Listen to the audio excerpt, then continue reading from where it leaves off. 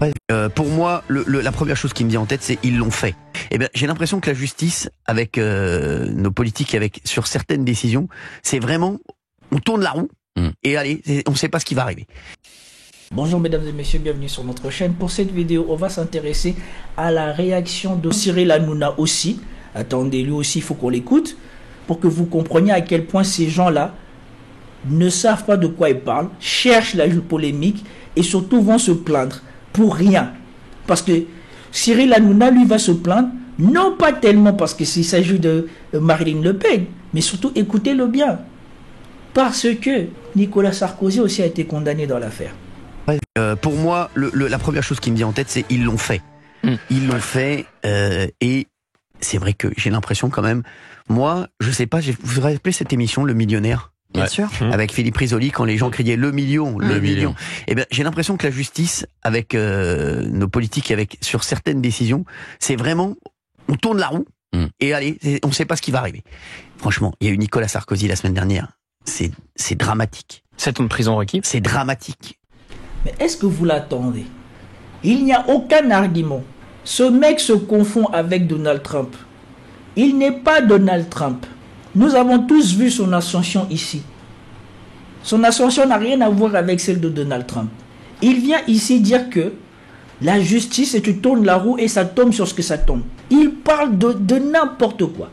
Toutes les infractions commises en France ont leurs peines et leurs amendes déjà prévues dans la loi. Quand c'est qu'on a appliqué à Marine Le Pen, comme l'a dit Fabrice Arfouche, c'est ce qui est déjà prévu dans la loi.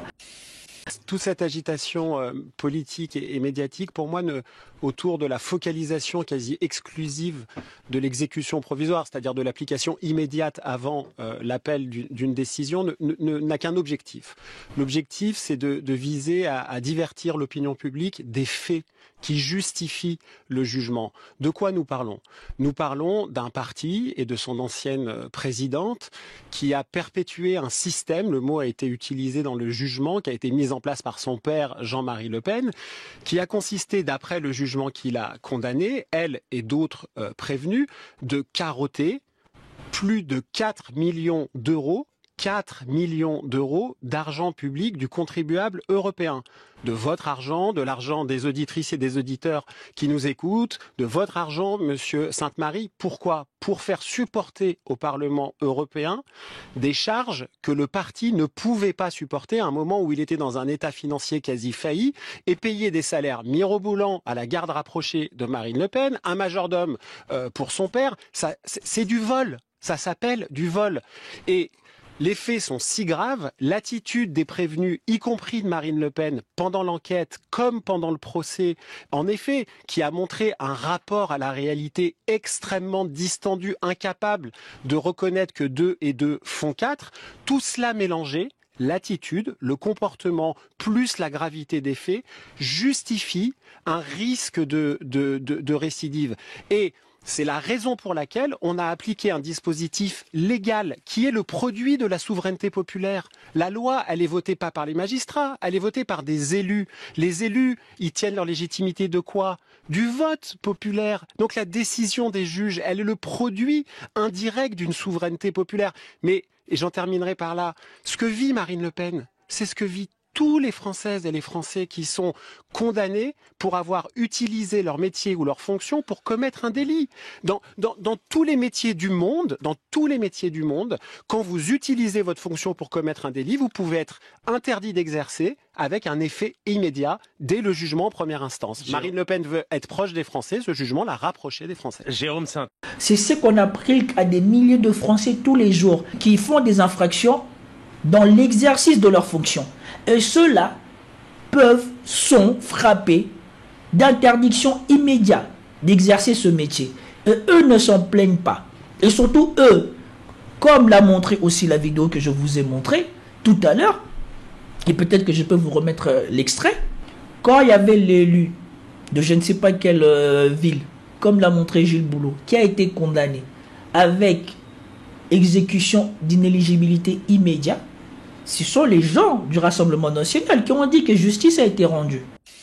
Mais madame, l'inéligibilité immédiate, elle est prévue par les textes. Vous-même, dans votre programme, deuxième point du programme de l'élection présidentielle, vous dites il faut de la fermeté, il faut des peines planchées. On vous applique à vous ce que vous plaidiez hier. C'est arrivé à d'autres avant vous, madame Le Pen. Est-ce que vous vous rendez... Madame Le Pen, c'est arrivé à Hubert Falco, maire de Toulon en 2023. Et un député de votre parti, Franck Alizio, a dit c'est très bien, justice a été rendue. Et Hubert Falco a quitté sa mairie dans les minutes qui ont suivi le jugement, madame Le Pen. Mais en condition est-elle politique, elle était étayée, il y a 152 pages de jugement. Non, monsieur. La loi Sapin 2, contrairement à ce que j'ai entendu beaucoup aujourd'hui, ne s'applique pas à cette affaire. Cette loi est postérieure aux faits qui nous sont reprochés. Mais la magistrate... Pas tout à fait. Il y a une vingtaine de jours de recouvrement durant lesquels ce qui vous est reproché a été appliqué. Nous sommes en décembre 2016, Madame Le Pen. En tout cas, elle est un peu à Bruxelles. En tout cas, elle est un peu à Bruxelles. Non, monsieur. Le majordome de Jean-Marie Le Pen avait-il le droit d'être payé par les contribuables français? Mais ici, face à des gens qui ont commis des infractions et qui disent que les infractions qu'ils ont commises, ce n'est pas une infraction, ils sont en train de nier ce qu'eux-mêmes ils savent. Ou le chroniqueur de le Pascal Praud a reconnu qu'eux-mêmes ils savent, ils s'attendaient à la sanction. Qu'il y ait une condamnation, c'est quelque chose de logique. Même au sein du Rassemblement national, on reconnaît en off que oui, effectivement, la condamnation, elle était attendue et quelque part, elle est logique. Ils ont fait traîner la procédure pendant des années exprès. Donc on a des gens qui savent qu'ils sont coupables, qui savent qu'ils vont être sanctionnés, qui ont prolongé la procédure et qui, parce qu'ils sont devenus populaires en France, ont cru qu'ils étaient au-dessus de la loi et définissent ce qu'ils ont fait comme n'étant pas une infraction. L'affaire du Front National débute par le fait que Martin Schulz, président du Parlement européen en 2015, balance l'affaire dite des assistants présumés fictifs du Front National en présentant l'organigramme du Front National. Dans cet organigramme, il y a énormément d'assistants parlementaires qui occupent des fonctions. Alors évidemment, on peut militer dans un parti politique et avoir par ailleurs une fonction d'assistant parlementaire. Le droit français ne l'interdit absolument pas. Sauf que Et ici, j'arrête juste pour vous montrer je ne sais pas comment dire, la malhonnêteté de Pascal Praud. Vous regardez le plateau, vous voyez bien que ce décor de CNews, c'est un décor qui date. Ça veut dire que quand on raconte cette histoire, Pascal Praud, il est devant, il sait ça, il attend ça, mais aujourd'hui il agit comme si le RN n'a pas fait cette histoire. Ici, on vous dit l'origine, d'où a commencé cette histoire. Mais sur son plateau aujourd'hui, il fait comme si on condamne le RN et Marine Le Pen à tort. Mais écoutez la fin de cette histoire. Système mis en place, et je l'explique dans mon livre, par le Front National et par Marine Le Pen, puisque c'est elle qui nous explique au début juin, lorsque nous arrivons au Parlement, elle nous dit voilà, vous êtes, contrairement aux conseillers régionaux qui reversent une partie de leurs indemnités au Front National, on ne demande pas ça aux députés européens. En revanche, alors tout le monde, ils ont tous le sourire en disant « Ah, c'est bien, on ne va pas nous piquer dessous ».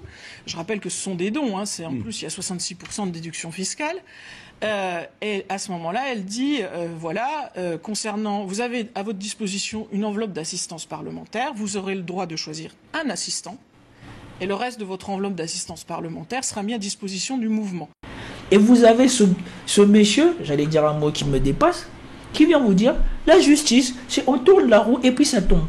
Alors que toutes les peines sont encadrées par la loi, justement pour éviter qu'on ne tombe dans l'arbitraire.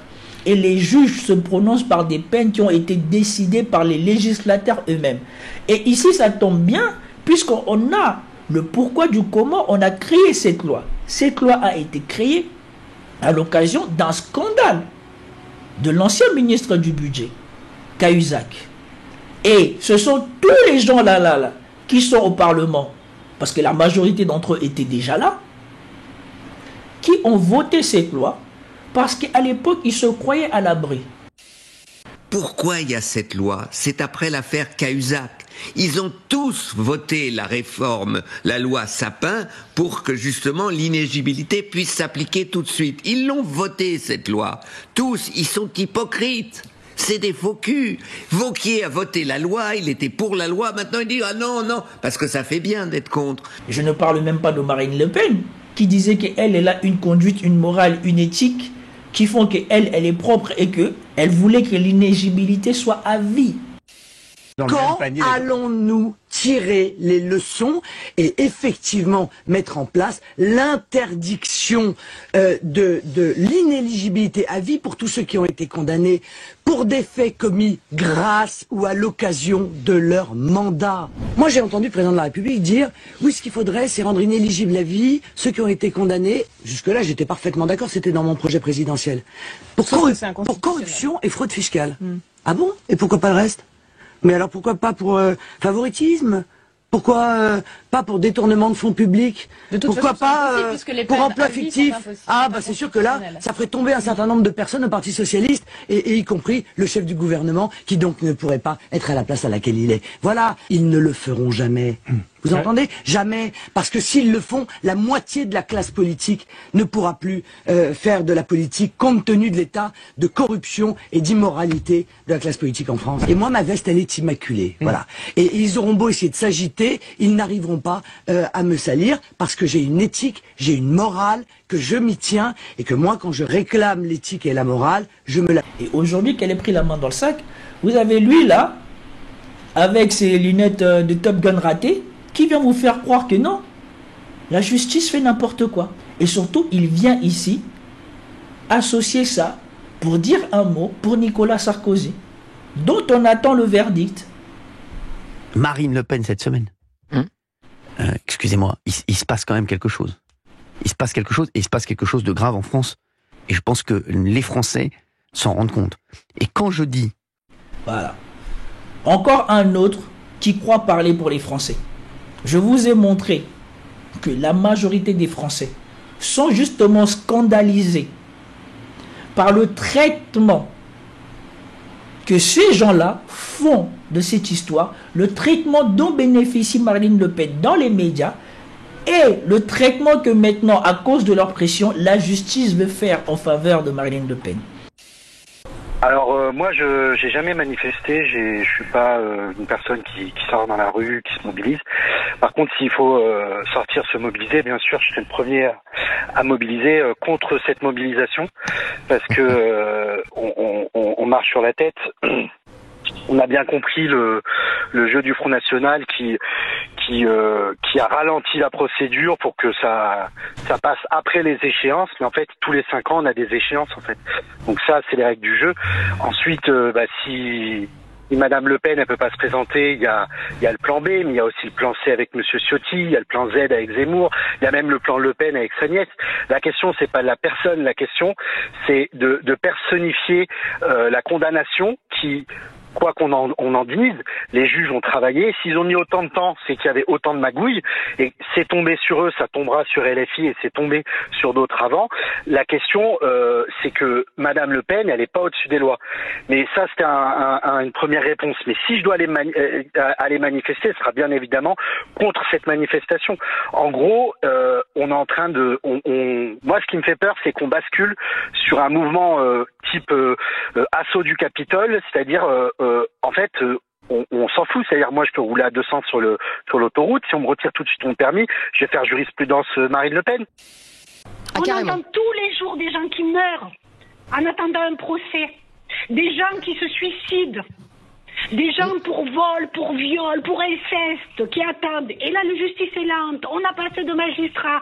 On n'a pas les juges. On n'a pas le financement. Et je vous en passe. Et là, parce que c'est Madame Marine Le Pen, tout à coup, on arrive à trouver des juges, des magistrats, on anticipe, vice de forme, vice d'écriture, je vous en passe aussi.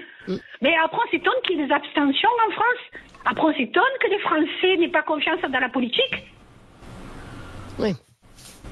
Estelle, faut pas exagérer. Non, moi, je vais vous dire, pour un problème foncier, j'ai attendu 10 ans. Ah, et j'en suis là aussi. Première décision. Attendez. Première décision. Appel pour avoir l'argent. Donc, pour réparer une maison qui tombait en ruine, j'ai attendu 15 ans, madame. Et là, on me dit, parce que je suis madame Marine Le Pen, on avance un procès. Alors, il faudra avancer tous les procès de France, parce qu'il y a des gens qui attendent depuis 10, 15 ans, 20 ans. Mais je suis d'accord. Et effectivement... Je suis outrée, voilà. Je suis outrée. Et je ne suis pas la seule, parce que j'en ai parlé aujourd'hui un peu autour de moi. On ne comprend pas. Comment voulez-vous que les Français agissent avec dignité et droiture et fassent des choix? Alors moi, je suis pour tous les votes. Hein, il n'y a pas de position politique là. Je veux bien admettre tous les votes, du moment qu'il est consciemment décidé, qu'il a une raison d'exister qui prend du sens. Mais là, alors qu'on nous rabâche depuis des années qu'il n'y a pas de juge et tout ce qu'il faut, et là tout à coup, parce qu'il y a un problème avec le RN, on va avancer le procès. Eh bien, je ne sais pas comment on va justifier ça. Moi, je pose juste la question. Quelle justification à ce genre d'attitude? Voilà.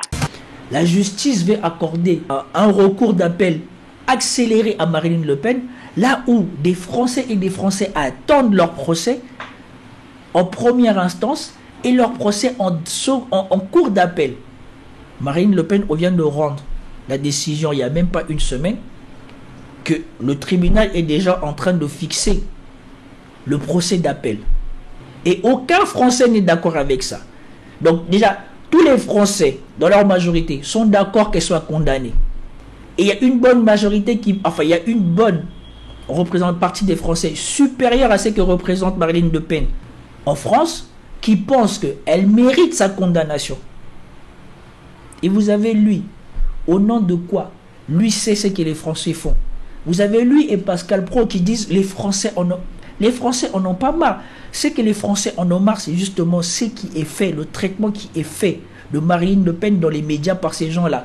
Et par contre, vous ne vous inquiétez pas qu'on se souviendra du traitement de faveur que vous avez fait à Marine Le Pen. À Marine Le Pen. Parce que tout le temps je dis Marilyn, excusez-moi, c'est un défaut cérébral, je ne sais pas pourquoi ça fait ça. À chaque fois, quand je dis à chaque fois que le prochain président ne pourra rien faire s'il ne bouscule pas toutes les institutions, je faisais également référence à cela, bien entendu. Moi, je suis à chaque fois abasourdi. Je ne sais pas quelles sont les études qu'a fait ce monsieur, mais le plus important, ce n'est pas d'attendre ce qu'il dit. Le plus important, c'est de lui poser la question. C'est fondé sur quoi ces réflexions? C'est fondé sur quoi?